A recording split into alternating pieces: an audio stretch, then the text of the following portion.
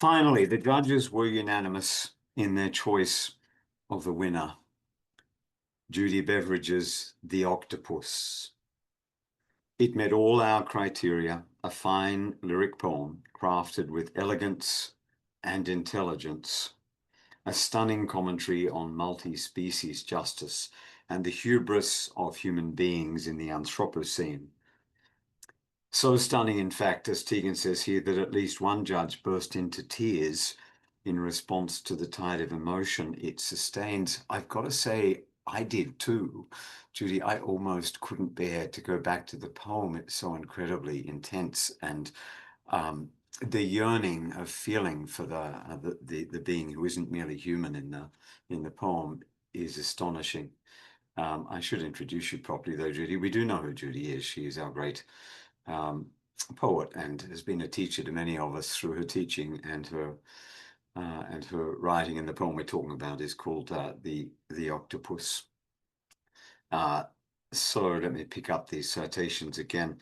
The poem engages the reader on a myriad of levels, employing taut narrative progression and vivid imagery, all the while imparting to the reader the wondrously complex way the creature interacts with its environment. Grounded in a particular instant of time, the intimate empathy felt by the speaker for the animal world is shockingly contrasted with the actions of the unthinking fisherman.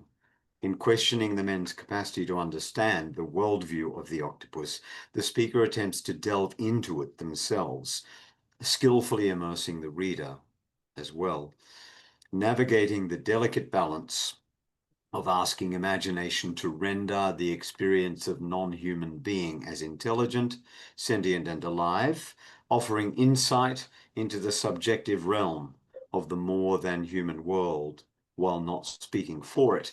This is one of the great challenges of nature writing, one this poem accomplishes artfully. Musical, sensual, deliberate language serves a poem that never confounds the reader, inviting us all in to see and feel the scene with a devastating clarity. This is one of the great poems of our age, and we offer thanks for its submission and sincere congratulations for its placing as the winning poem amongst so many other superb offerings. May it be widely read, Judy, for many years to come, which I'm sure it will be. Thank you. Thank you. Thank you very much, Mark, and good evening, everyone. I'm speaking from Wallamedigal country, and I'd like to acknowledge elders past, present, and emerging.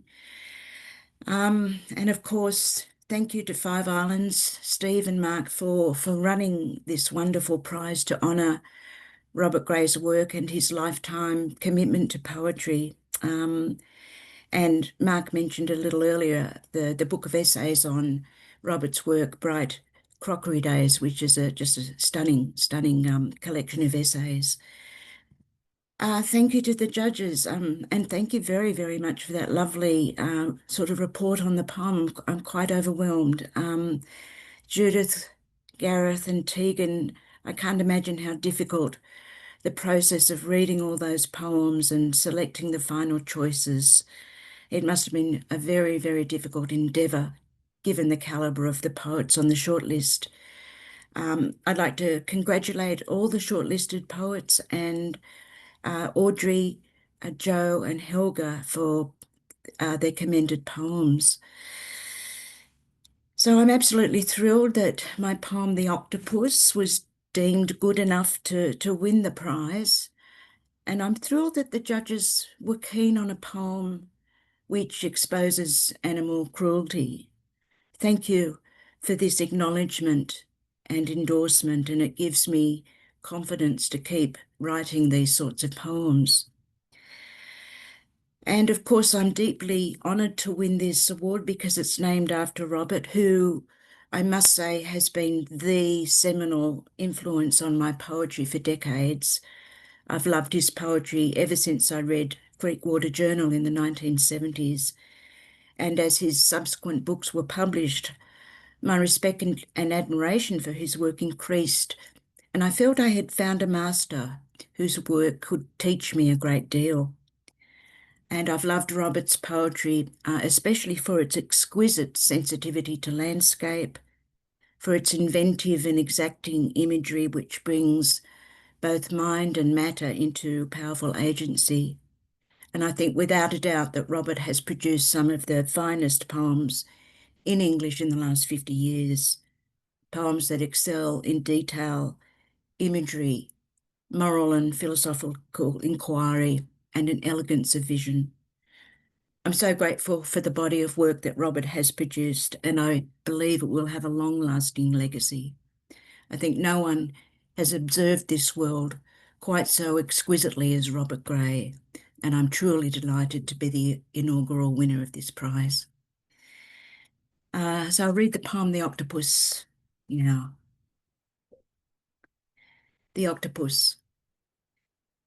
At the jetty's end, one rod palping like an alert antenna. Suddenly an octopus flailing, whirling its arms like a small Hindu goddess, switching colour as rapidly as a firework, stretching taut the gussets between its arms, desperate to free itself from the hook and suck a kiss, a shell or rock. I hurry along the pier to tell the fisherman the octopus has 3 hearts, 9 brains, that it solves problems, uses tools, that its skin can copy the texture of sand, shell and rock, that it can taste what its tentacles touch. Too late. He skewers it, then tosses it to his mate who props it on his head, prancing around like a court jester, both laughing, jeering, piling on the irreverence.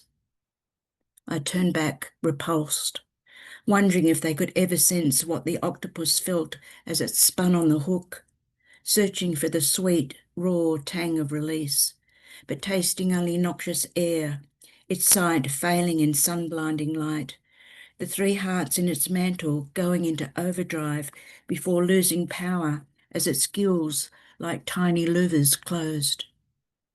I doubt they considered its pain when their rough hands squished its soft body hard as a stress ball, tearing it to get it off the hook, or thought about its 9 brains firing with action potential, so much fear spiking through its body, when every hue it tried as camouflage failed, when no cloak of ink could make it disappear.